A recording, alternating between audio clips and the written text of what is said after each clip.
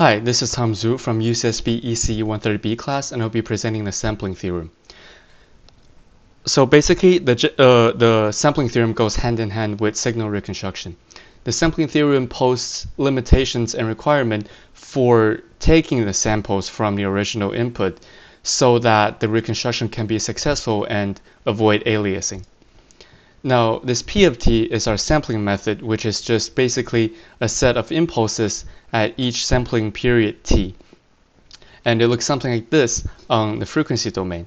And our sampled signal will be the frequency domain convolution between our sampling method and our original signal. And it looks something like this on the frequency domain.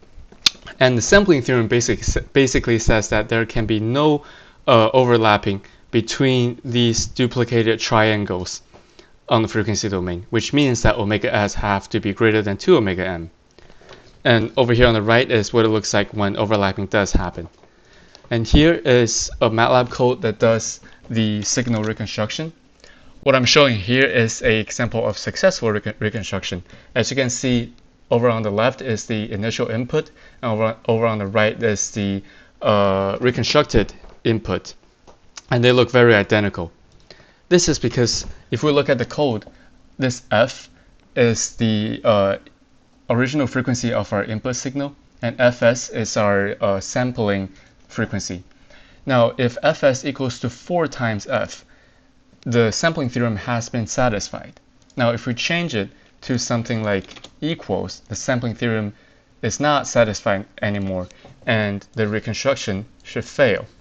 As you can see right here, they look very different, meaning that aliasing have happened.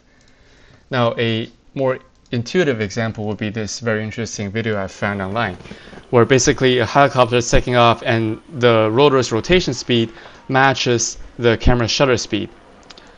Now, we can sort of interpret the rotation of the rotor as our input signal and the shutter speed as the sampling method.